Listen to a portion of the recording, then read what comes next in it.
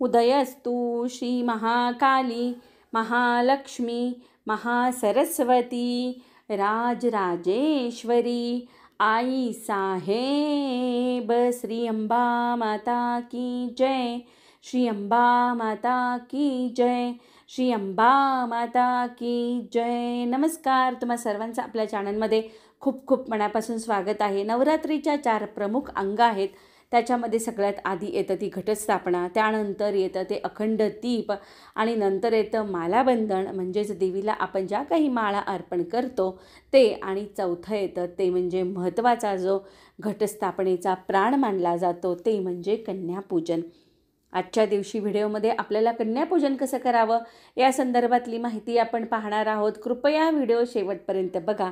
सगळ्यात आधी तुम्ही घटस्थापना करणार असाल किंवा नसाल तरीही आपल्याला कन्यापूजन करायचं आहे। तर सगळ्यात आधी तर बघा, कन्यापूजन तुम्ही घटस्थापना करा किंवा नाही करा, तुम्ही कुठलीही सेवा करणार असाल किंवा नसाल तरीही तुम्ही ही कन्यापूजन करू शकता। दुसरं, तुम्ही भाड्याच्या घरात असाल, तुम्ही स्वतःच्या घरात असाल तरीही बिनधास्त तुम्हाला कन्यापूजन करायचं आहे, केलं तरी चालतं। बघा, नवरात्रीचा प्राण मानला जातो कन्यापूजन। या दिवशी आपल्याला कन्यांचे पूजन करायचं असतं। आता कन्यापूजन का करावं? बघा, कन्यांचं पूजन का करावं? जे स्त्रियांमध्ये देवी तत्व आहे त्याच्यापेक्षाही 100 पट जास्त देवी तत्व हे कन्यांमध्ये असतं। बऱ्याच वेळा अशा कमेंट येतात की ताई, आम्ही सवाष्णी भोजन करू किंवा कन्यांच्या ऐवजी आपण सवाष्णींना जीव घालू शकतो का? बघा, या नवरात्रीच्या कालावधीमध्ये अर्थात एक सवाष्ण तुम्ही नक्की जीव घालू शकता, पण त्याच्या पलीकडे सुद्धा तुम्हाला कन्यापूजन करणं महत्त्वाचं आहे। आता एक कन्या घातली तरी चालते, 1 घाला, 5 घाला, 3 घाला, 7 घाला, 9 घाला। काय असतं ना, एक तर कन्यापूजन हे आपल्याला अष्टमीला करायचं असतं, जे यंदा 30 सप्टेंबर 2025ला आलेला आहे। बघा, कन्यापूजन हे अष्टमीलाच करायचं असतं। अष्टमी हा इतका मोठा दिवस आहे। ह्या नवरात्रीच्या सगळ्यात मोठा दिवस कुठला असेल तर तो अष्टमीचा असतो। पण काय होतं ना, काही कारणांमुळे आपण पंचमीला करू शकतो का असं देखील कमेंट येतात। सप्तमीला करू शकतो का? आम्ही अष्टमीला करू शकतो का? बिंदास तुम्ही करा। नवरात्रीच्या कुठल्याही दिवशी तुम्ही कन्यापूजन करू शकता, पण त्यातल्या त्यात अष्टमीला केलं तर खूप चांगलं आहे। बऱ्याच ठिकाणी असं असतं ना की प्रत्येक दिवशी एक कन्या बोलवतात, 9 दिवस रोज एक कन्या, याप्रमाणे 9 दिवस 9 कन्यांचं पूजन केलं जातं। तुमच्याकडे असं असेल तर तसं करू शकता। याच्या आधीसुद्धा तुमचं कन्यापूजन करून झालेलं असेल तरीही काही अडचण नाही, पण जर बाकी असेल तर तुम्ही नक्कीच अष्टमीला करा, किंवा नसेल शक्य सप्तमीला, षष्टीला केलं तरीही काही हरकत नाही। बघा, कन्यापूजनाला सुरुवात आपल्या घरातल्या कन्येकडनं करायची। आता आपल्या घरामध्ये 5, 7, 9 येणार आहेत का? तर सगळ्यात महत्त्वाचं, माझ्या घरात सगळ्यात आधी कुलदेवी असणार आहे। जेव्हा आपण कन्यापूजन करत असतो, कुठल्या ना कुठल्या रूपानं, मुलींच्या रूपात कुठलीही कुलदेवी आपल्या घरातलं अन्न ग्रहण करत असते। म्हणून बऱ्याच ठिकाणी असं बघितलं जातं की जे कोणी, आता एखादी गरीब बिचारी मुलगी आली तर तिला मानपान वेगळा दिला जातो, आणि बाकीच्यांना एकदम कोणीतरी मोठं असेल तर त्यांना वेगळा दिला जातो। पण लक्षात घ्या, इथे छोटं मोठं काही नाही।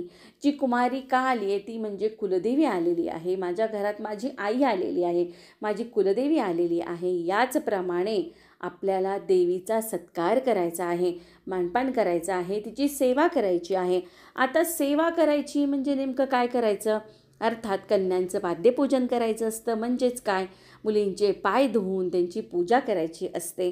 तुम्ही त्यांना काही पण देऊ शकता, मग तुम्ही दूध द्या। बऱ्याच ठिकाणी वरण भात खिरीचा मुलींना जेवण दिलं जातं, पण तर काही ठिकाणी असं असतं ना, फक्त चण्याची भाजी किंवा मग पुरी, वरण भात, काही ठिकाणी ना चण्याची भाजी आणि पुरीचा खूप मान आहे. आता तुमच्याकडे जशी पद्धत आहे तसं तुम्ही करू शकता. नाहीतर फक्त दूध जरी दिलं किंवा दूध खीर जरी दिली तरीही उत्तम, कारण ते आई भगवतीला अतिशय प्रिय आहे. आणि ज्यांना खीर करणे शक्य होत नाही त्यांनी छानपैकी दूध बनवावं, त्याच्यामध्ये ड्रायफ्रूट वगैरे टाकावेत, कारण ते सुद्धा आई भगवतीला खूप प्रिय आहेत. आणि तुम्हाला थोडंसं जरी केशर जमलं टाकायला तर ते केशर टाकलं तर अतिउत्तम. त्याचं छानपैकी दूध बनवायचं, मुलींना द्यायचं. आणि आता महिला म्हणतील आम्हाला मुलीच मिळत नाहीत, मग काय होतं ना, बायका एखादी घरात कन्यापूजनाचा कार्यक्रम असला की इतकं शॉर्टकट मारतात की मी बऱ्याच वेळा असं पाहिलं की अगदी जवळपासच्या बायकांचा आणि मैत्रिणींच्या घरी कन्यापूजन आहे तर मग तिकडेच जाऊन आपण कन्यांचा मानपान करायचा. तुमच्या वास्तूमध्ये तुमच्या घरात कन्या आली पाहिजे, तिची पूजा करणं तुमचं हे पहिलं काम आहे. शॉर्टकट करणं चुकीचं आहे असं असेल तर करूच नका. दुसरं असं येते की ताई आम्हाला ना कन्याचं मिळत नाही आहे, मग काय करू? एखाद्या मंदिरात कन्यांचं पूजनाचा कार्यक्रम केला जातो, मग तिकडे जाऊन आम्ही बायका कन्यापूजन करू का? हरकत नाही. कारण आपल्याकडे जर कन्याच मिळत नाही आहेत तर मग मंदिरात जाऊन करणं त्याचं पावित्र्य वेगळं आहे. पण दुसऱ्याच्या घरी जाऊन आपली कन्या पूजन करणं, तिचा मानपान करणं हे अतिशय चुकीचं आहे. तुमच्याकडे जर एक जरी कन्या आली तर खरं सांगू का, तुमच्या वास्तूमध्ये एक जरी कन्या आली पाहिजे. भले उर्वरित 8, 9, 7 वगैरे असतील तर त्या मंदिरात जाऊन त्या कन्यांचं पूजा करा तरी चालेल. पण तुमच्या वास्तूमध्ये, कारण तुमच्या घरात घटस्थापना आहे, तुम्ही एवढी जीव तोडून सेवा करत असतात, मग आपल्याकडे पण कन्या येणं आणि त्यांची पूजा करणं हे महत्त्वाचं आहे. म्हणून ना यथाशक्ती आपल्याला कन्यांचं भोजन द्यायचं असतं आणि यथाशक्ती दान करायचं असतं. बघा आता कन्यापूजनाला तुम्हाला काय आवडतं हे महत्त्वाचं नाही, तर मुलींना काय आवडतं. आता मुली म्हटल्या की थोडंसं नट्टापट्टा येतो, मेकअप येतो, या सगळ्या गोष्टी तुम्ही त्यांना देऊ शकता किंवा त्यांच्या उपयोगी पडणारी एखादी वस्तू तुम्ही त्यांना देऊ शकता. त्याच्यामध्ये सगळ्यात आधी येते ती चुनरी. तिचा खूप मान आहे. अशा छोट्या छोट्या ओढण्या आता इथे स्क्रीनवर दाखवते, ती ओढणी द्यायची आहे. गजरा खूप महत्त्वाचा आहे, गजरासुद्धा आपल्याला द्यायचा आहे. त्यामध्ये येतो मेहंदीचा कोन. मेहंदीचा कोन हा शृंगाराचंच साहित्यामध्ये आहे. तुमची इच्छा असेल आवर्जून मेहंदीचा कोन द्या. वस्त्र काहीतरी द्यायचं म्हणून रुमाल, म्हणजे एखादी छोटीशी वस्तू आहे म्हणून रुमाल द्या, किंवा मग तुम्ही एखादं गुलाबाचं फूल दिलं तरीही चालेल. त्याच्याबरोबर जे काही तुम्हाला इच्छा असेल ना, आता आपली इच्छा, हे मी तुम्हाला एक एक्झाम्पल म्हणजे एक उदाहरण दिलेलं आहे जे तुम्हाला देता येईल. नंतर ते केसांना लावतात मुली, ते बेल्ट देऊ शकता. आता महत्त्वाचे आपल्याला काय द्यायचं आहे, तर स्कंद पुराणामध्ये ना असं सांगितलं आहे की आपण जेव्हा 1 ते 10 वर्षाच्या मुलींनाच बोलवायचं असतं. कारण माहिती आहे का, आजकाल मासिक धर्म खूप लवकर येतो. मुलींना 10च्या आतल्याच मुलींना बोलवायचं असतं. आता तुम्हाला सांगते स्कंद पुराणानुसार की कुठल्या वर्षाच्या मुलीला जर तुम्ही जेवू घातलं तर तुम्हाला काय कर्मफळ मिळतं. बघा, 1 वर्षाची कुमारिका जर तुम्ही जीव घातली तर 1 वर्षाच्या कुमारिकाचं तुम्ही पूजा केली तर तुम्हाला मोक्ष आणि भोगप्राप्ती होते. 2 वर्षाची कुमारिका तुम्ही ऐश्वर्य प्रदान करते तुम्हाला. 3 वर्षाची कुमारिका ही त्रिमूर्ती असते आणि तिची पूजा केल्याने धर्म, अर्थ, काम, मोक्ष प्राप्त होतो. 4 वर्षाची ही कल्याणी असते जिच्यामुळे राज्यप्राप्ती होते. 5 वर्षाची रोहिणी असते जिच्यामुळे विद्याप्राप्ती होते. 6 वर्षाची षटकर्मसिद्धी देणारी असते आणि 7 वर्षाची चंडिका असते जिच्यामुळे तुम्हाला राज्यप्राप्ती होते. 8 वर्षाची शांभवी असते जिच्यामुळे तुम्हाला संपत्ती प्राप्त होते आणि 9 वर्षाची पृथ्वीवरील राज्य करणारी असते. आणि 9 वर्षाच्या मुलीला जर तुम्ही जीव घातलं तर आपल्याला पण ते सुख उपभोगायला मिळतं. आणि 10 वर्षाच्या मुलीलाही, 10 वर्षाची मुलगी ही सुभद्र असते आणि जर तुम्ही त्या मुलीची पूजा केली तुम्हाला सर्व सुख प्राप्त होतं. बघा, आता ह्या क्रमशः इतक्या वर्षाच्या मुली भेटतील असं नाही. काही वेळेस 5 वर्षाच्या भेटतील, 7 वर्षाचे भेटतील, चालेल. तुम्हाला जसं भेटतील. माझ्या सगळ्या कुलदेवी स्वरूप आलेल्या आहेत, त्यांची आपल्याला पूजा करायची आहे. आता माझ्या घरी पण एक कन्या बसलेली आहे आणि मी तुम्हाला सांगते कन्यापूजन नेमकं कसं करायचं आहे. तर आता इथं तुम्हाला स्क्रीनवर दिसतं आहे ती कन्या. माझ्या स्वतःच्या घरी नाही आहेत कारण माझ्या मुली बाहेर असतात. आणि आता मी तुम्हाला स्क्रीनवरच दाखवते की तिची आपल्याला कसं पूजा करायची. सर्वप्रथम आपल्या घरी जी कन्या येणार आहे तिला आपल्याला हळदी कुंकू अर्पण करायचं आहे. नंतर तिला आपल्याला कन्यांचे पाय धुवायचे आहेत. हळदी कुंकू लावल्यानंतर एक ताट घ्यायचं, ताटामध्ये त्यांचे पाय ठेवायचे. जेवढ्या कन्या येणार आहेत त्या प्रत्येक कन्यांचं आपल्याला ह्याच पद्धतीने पाय धुवायचे आहेत. आणि कन्यांचे पाय धुवून झाल्यानंतर त्यांच्या पाय आपल्या पदराने कोरडे करायचे आहेत. एखादं वस्त्र असेल आपल्याकडे स्वच्छ तर त्यांनी करू शकता, तुम्हाला जर भावत नसेल तर. पण शक्यतो आपल्या साडीच्या पदराने ते कोरडे करायचे. पायावर स्वस्तिक काढायचं. बरेच लोक असे करतात की फक्त एक टिंब देतात हळदी कुंकवाचा आणि मग एक डॉट देतात, झालं. असं नाही, त्याच्या पायावर स्वस्तिक काढा. आणि नंतर आपण इथे आपल्या कन्यांच्या पायावरती स्वस्तिक काढून झाल्यानंतर की नाही आपल्याला त्या कन्येला भेटवस्तू द्यायच्या आहेत. आता तुमच्याकडे कन्यापूजनाच्या दिवशी त्याच्या आधी आपल्याला जे काही तुम्ही त्यांना खायला देणार आहात ना ते खायला द्यायचं. त्यांची आधी पूजा करायची, त्यांना खायला द्यायचं. आणि बऱ्याच ठिकाणी असं असतं की त्यांना खायला दिल्यानंतर त्यांची पूजा केली जाते. मी तुम्हाला सांगते की आधी पूजा करा, नंतर त्यांना ती वस्तू आहेत ना, म्हणजे ओढणी किंवा काही ठिकाणी ते चुनरी असं म्हणतात त्या ओढणीला, ते द्या.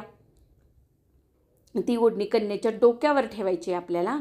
आणि नंतर हे सगळं म्हणताना आपल्याला कुलदेवीचं स्मरण करायचं आहे. हे सगळं करताना आणि नवार्णव मंत्र जो आहे तो मी प्रत्येक व्हिडिओमध्ये सांगते, तो नवार्णव मंत्राचा जप करत करत आपल्याला हे सगळं करायचे. कारण ज्या 9 कुमारिका आहेत, 7 कुमारिका आहेत, त्यासुद्धा त्यांच्यातल्याच 9 कुमारिकांपैकी एक तरी कुमारिका आपली कुलदेवी स्वरूप येतच असते. त्यामुळे आपल्या घरातून अन्न ग्रहण करतच असते. तुमचं जर देवाच्या कृपेने चांगलंच असेल ना तर आपल्या घरात एखादी कुमारिका आहे, तुमच्याकडे जी कोणी कुमारिका येत असेल तिला एक तरी ड्रेस द्यावा. तुमची इच्छा असेल नसेल पण कुठली तरी एखादी अशी भेटवस्तू दिली तरी काही हरकत नाही आहे. आणि त्या कन्येच्या ओटीमध्ये ड्रेस ठेवायचा. किंवा मग तुम्हाला जर खूपच छान वाटत असेल ना तर तिला आवडणारी एखादी वस्तू द्या. नंतर गजरा द्यावा किंवा मग तिच्या केसांना तो माळावा. आणि नंतर त्याच्यानंतर ज्या काही गोष्टी तिला आवडतात त्याच्यामध्ये येतो मेहंदीचा कोण, आणि कोण आवर्जून द्यावा त्याच्यासोबत की नाही एखादा केसाचा बेल्ट किंवा रब्बरचे ते आता ते चाप वगैरे येतात, ह्या सगळ्या गोष्टी तर आल्याच मेकअपच्या सामानामध्ये. नंतर टिकल्याचं पॉकेट आहे, हार द्या, एखादा नेकलेसचा सेट तुम्हाला जर जमत असेल तर. कारण मुली ह्या छोट्या मुली ह्या गोष्टी आवर्जून घालतात बरं का, त्यामुळे त्या गोष्टी आपल्याला करायच्यात. कन्येस्वरूप आपण जिला चुनरी देतो त्याच्याबरोबर तुम्ही एखादा रुमाल जरी आवर्जून द्यावा. कारण मग ते वस्त्र आहे, रुमालाच्या खाली आधी रुमाल घालायचा आणि त्याच्यावर सगळ्या वस्तू ठेवायच्या. आणि नंतर की नाही आपल्या घरामध्ये मग अन्नदान झालं, वस्त्रदान झालं, असं खूप छान. आणि त्या मुली म्हणजे खुश होतील, आनंदी होतील. कारण आपल्याला प्रत्येक कन्येला तिच्या आवडीची भेटवस्तू दिल्यानंतर तिला आनंद होईल. आणि त्यानंतर नारळ द्यायचा आहे. आता आपल्याला 9 कन्यांना नारळ द्यायची इच्छा असेल तर आपण अवश्य द्या. पण नाही आपल्याला शक्य झालं ना तर एका तरी कन्येला आपल्याला नारळ द्यायचा आहे. मग ती तुमच्या घरातली का असेल ना, मग तिला दिला तरी चालेल किंवा दुसरी एखादी असेल तरी तिला दिला तरी चालेल. पण एक तरी नारळ आपल्याला त्या कन्येला द्यायचा आहे. आणि नारळ देताना की नाही तो शेंडा आहे तो त्या कन्येकडे म्हणजे देवीकडे झाला पाहिजे. या पद्धतीनं आपल्याला नारळ पकडायचं आहे. आणि त्यावरती आपण एखादं लाल रंगाचं फूल किंवा गुलाबाचं फूल असं सुद्धा ठेवू शकता. आणि त्या नारळाला दिल्यानंतर आपल्याला हळदी कुंकू देखील लावायचं आहे बरं का, हे विसरू नका. आणि तो नारळ आहे ना जर आपल्या घरातल्या कुमारिकेला दिला असेल तर तो तुम्ही दसरा झाल्यानंतर फोडायचं आहे. आणि बाहेरच्या मुलीला दिला असेल तर तिला तसंच सांगा, दसरा झाल्यानंतर फोडायचा आहे. नंतर तिच्या पायावरती स्पर्श होईल आपल्या डोक्याचा, या पद्धतीनं आपण डोकं ठेवून तिच्या पाया पडून घ्यायचं आहे बरं का. आणि त्या कन्येचे पाय आपल्या डोक्याला लागलेच पाहिजेत, हे खूप महत्त्वाचं आहे. नाही तर आजकाल ना असं फक्त वाकून नमस्कार, हाताने नमस्कार केला जातो, तर तसं करू नका. कारण माझी देवी आहे ही. बघा, कन्यापूजन अष्टमीला दिवसभरात तुम्ही कधीही करा, संध्याकाळी करा तरी चालतं, सकाळी करा तरीही चालतं. अष्टमीला शक्य होत नाही मग तुम्ही सप्तमीला वगैरे करू शकता. आणि जे काही तुम्ही ठरवलं आहे ना ते तुम्ही षष्टीला देखील करू शकता. बऱ्याच वेळा आपल्याला कुठे गावाला जायचं असतं, दसऱ्याला पण आपण आपल्या मूळ गावी जातो. मग अगदी तुम्ही पंचमीला केलं तरीही चालतं. म्हणजे ललिता पंचमीला कन्यापूजन हे संध्याकाळी करायचं आहे, कारण संध्याकाळी ललिता पंचमी आहे. आता तुम्हाला जसं जमेल तसं तुम्ही करू शकता. मी तुम्हाला सांगितलं, फक्त शॉर्टकट मारू नका. मैत्रिणीच्या घरी जाऊन आपल्या कन्येचं पूजन करायचं नाही, तुमच्या घरात करायचं आहे. सुरुवात तुम्हाला तुमच्या घरातल्या कन्येपासून करायची आहे, जिला मासिक धर्म आलेला नाही. आणि अर्थात ज्यांचा मासिक धर्म आलेला आहे, तशी कन्या जरी मिळाली तर तिला हळदी कुंकवाला तुम्ही पूजेला हळदी कुंकवाला बोलवू शकता आणि तिचं पूजन करू शकता. पण आपल्याला कुमारिका पाहिजेत, घरातली जी काही लक्ष्मी आहे, चालती फिरती लक्ष्मी, तिची देखील पूजा करा, तिचं दर्शन घ्या. आणि बाकीचं की नाही, आपण स्वतः पण एक देवी आहोत, किंवा आपल्या घरामध्ये जरी मोठ्या जरी मुली असतील तरीही त्या देखील आपल्या घरामध्ये लक्ष्मी स्वरूप आहे, चालती फिरती लक्ष्मी आहे. त्यामुळे आपण घरातल्या देखील मुलींना, जरी त्यांना मासिक धर्म आलेला असेल तरी त्यांचं पूजन करा आणि त्यांना ज्या वस्तू आणलेल्या आहेत त्या देखील द्या, कारण ती पहिली आपल्या घरातली चालती फिरती लक्ष्मी आहे. तर आजच्यासाठी इतकंच. झालेली सेवा आईसाहेबांच्या चरणी आणि स्वामी महाराजांच्या चरणी रुजू करते. नक्कीच कन्यापूजनाविषयी तुम्हाला सर्व माहिती समजली असेल. चला तर अशाच माहितीपूर्ण व्हिडिओमध्ये परत भेटणारच आहोत. सर्वांना श्री स्वामी समर्थ.